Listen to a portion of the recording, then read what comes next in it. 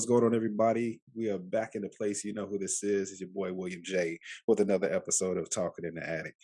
And this particular episode, I can't help but say I am quite excited.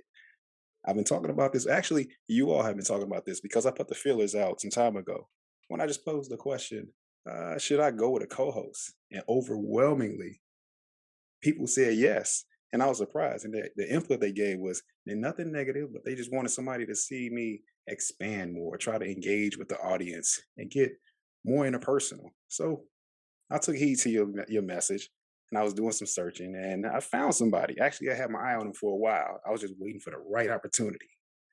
And just as timing has presented it, it was perfect. So without further ado, I would love to introduce you to Miss Tevis. Tevis, how are you doing? I'm great. I'm a little nervous, but I'm good. Nah, I'm no need. Oh my to be bad. No need to be nervous. You're home. You're with family now. You're good. Everybody here is gonna take good care of you. mhm.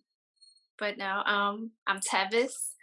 Um, I have known Joe for I don't know, like it's been a minute allegedly that we've known of each other, but just probably within the last, I don't know, 2, 3 years, maybe have like been reintroduced through a mutual friend. So um just to give you all, everybody, a little background on myself. So I am originally from Chicago. I went to North Carolina A&T, Aggie Pride, HBCU. Um, Mhm. I relocated to the DMV, DC in particular, about 6 years ago, and it was after a divorce. Oh, So I was like, I need to change. Like, I need to get out of Chicago. So I just decided to relocate to DC because it was kind of familiar. I interned here during summers in between my semesters at A&T, and then I had a government job here way back when, like after I graduated from A&T. So it's like, okay, I know the place. It's new, but not too new. So that's how I ended up here. So okay, okay. So you just found it easy to relocate, like you say, because of A&T is not far from here, and then you say you've interned. So, like, right. what were you doing professionally at first when you came out here? So my degree was in ag economics. Okay, I worked for the Department of Agriculture. I mean, it was a stable job. It was a nice government job that your parents want you to have, that you collect a pension and retire and everything. of And course, right. I hated it. Mm, I absolutely hated my job. It came so a little background. I had a full ride to A&T, and so a part of the scholarship was okay. You work for us after you graduate. mm, So that's cool. more of obligation, but I was like, okay, I might like it. I hated it. I absolutely did not like it, and I literally would go to work every day and be like, "What? Like, there has to be something better. Like, Mhm. I cannot do this for 30 years and just be happy or content. I mean, I could have Yeah, collected a check yeah, and understood. retired pretty early, but I was like, this is not my life. Like, I'm not a complacent person. So I prayed about it and I was like, I need to do something else. I don't know what it is, but please point me in a direction. And I got hit by Oh, a car. okay. That's um, I mean, God gets your attention a whole lot of different ways. yeah, that's kind of extreme, but okay, go ahead. You know, a lot of times it's a very traumatic experience. So Right. got hit by a car, and my whole process of like the surgeries and therapy, physical therapy, was probably like 2 years off and Mm, on. And just during the process, I just asked questions of my therapist, my physical therapist, like, hey, what kind of schooling did you have to do and X, Y, and Z? And it just was really interesting to me. And so after everything was healed and I came back to DC, came back to my job, I still hated my job. And I was just like, yo, I can't, this ain't for me at mhm. all. So I did my research, like what prereqs, schools, everything, programs. Right. I asked my parents, can I move back home? Hmm. Because I was gonna have to go to school full time, and they said I could. And so I basically started all over Mm. and back to school. Got all these lovely science prereqs out the way. Okay. Um, Went to PT school, and here I am, like however many years later. The accident was in 2003. So I am a physical therapist now. Wow. So completely started over. It was scary, but when you're young, you don't be scared of a whole lot. Like right now, it would probably be even scarier. But Yeah. just like I can't live like this. No, I totally understand. Totally understand. And that's one of the reasons why when I was telling the audience when I was looking for somebody, I was being real calculated about it because everything you just described was things that I was talking about. Stepping out on faith, you Mhm. know, transition, finding, what's purposeful for your life and just having that fearlessness and understanding how life isn't linear because like you say, it's filled with peaks and valleys, like the Mhm. unfortunate time you had to go through with the divorce, relocating out here, and it's scary to step away from a comfortable, cushy job because I'm in the same position because my when I in the day portion, I'm working with the DOD, and I see people who just sit there and know that they're uncomfortable and just say, "Nah, I could ride this out for another 20, 30 years," and I'm sitting there like, Ooh, "Bruh, like, ooh, bruh, it has to be something different," because you got to be once one willing to make the change and then just adapt because like say, life is unpredictable. You got hit by a car. Who would have thought that? You probably would just woke up that day like, all right, I'm gonna go get breakfast. I'm gonna eat this for lunch. I'm gonna do this. Then I'm gonna get back. I'm probably gonna hit happy hour. I'm just saying, just have a great time and instant bang.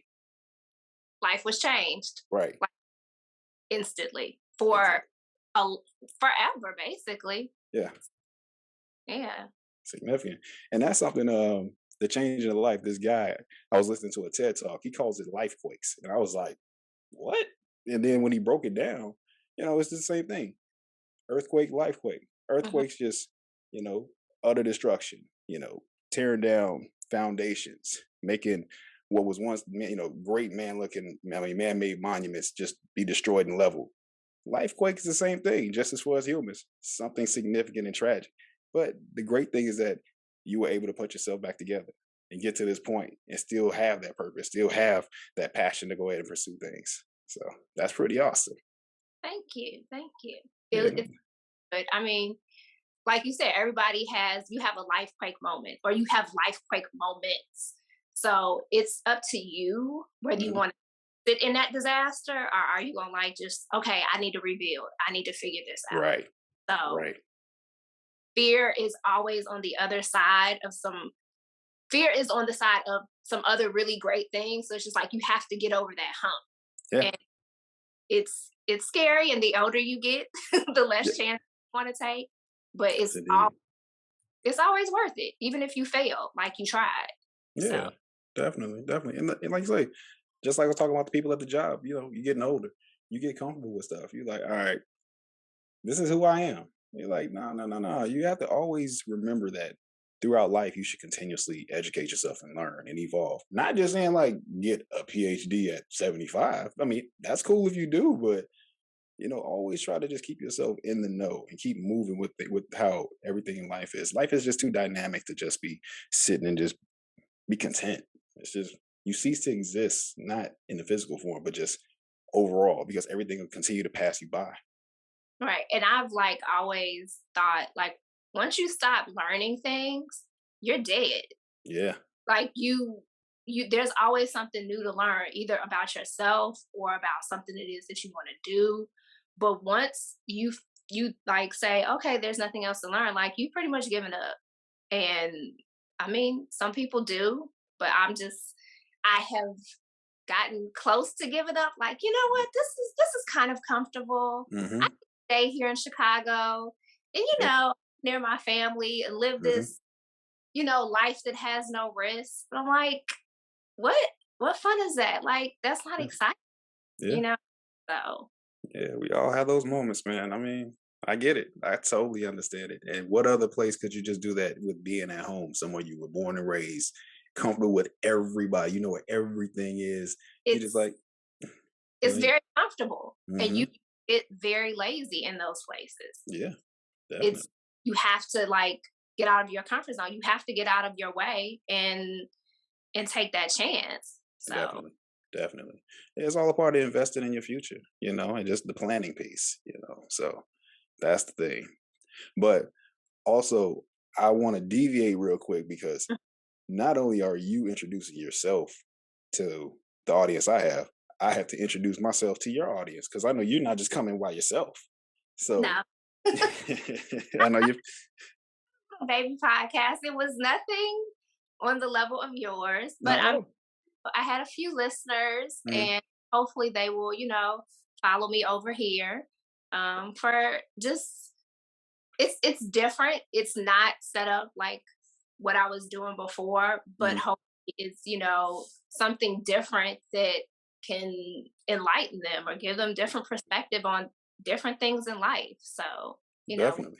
we'll see how this goes. Yeah. And the same, like I said, you got a totally different audience, and you are going to help me get more engaging because I know sometimes I get tunnel vision and I Mhm. can just stay in one lane, and it's hard to balance that. So that's perfectly what you're going to bring. But to what I was saying, excuse me, to your audience. So William J, published author, my book Why Not is available on Amazon. Go buy 400 copies. I'm always going to tell you that. I've been Oh, doing this, yes, 400.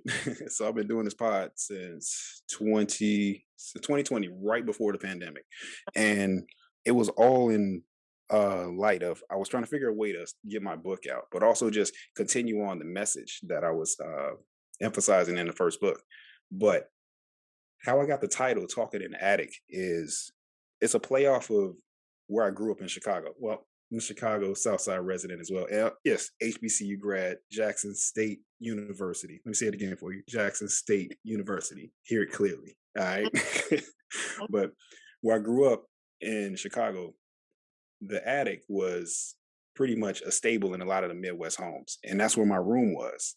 And I grew up in a house, my mother, my grandfather, and my grandmother. So when you can imagine like holidays, everybody, that was the spot. Everybody came through. But you got the younger cousins, young aunties, uncles, and family would come by and they couldn't really just be themselves around the grandparents and the mom because it had to be pretty PC. But yeah, be you know, respectful. yeah, of course. You would go up to my room, and that's when the gloves would come off, the jokes, talk about the current issues, talk about sports, relationships, just what y'all did last night. Or either sometimes it was about I would have some cousins come through crashing from, like I say, being out last night, and they tell me the whole stories, and I'm like, oh man, okay. So that's just the playoff of talking in the attic. This is a place where you can just be comfortable. And we're gonna talk about a multitude of subjects, and we're gonna have people come in who I feel have a good influence, who I feel people are of influence, just as I know you have people of influence who I would like to interview as well. So the door is open to a lot of people. It's not just restricted to only people who just speaks solely on motivation and things. So it's just Right. going to be a line of things, if we're going to cover a whole bunch of topics. So that's just how everything and all this got started in a nutshell. Okay. So I'm very excited to be a part of this new audience, this new experience, this new adventure. Like I say, it's scary, but if something doesn't scare you, what's the point in doing it? Exactly. So, it's new, and I'm excited, but excited in a good way. So, Yep. Let's see.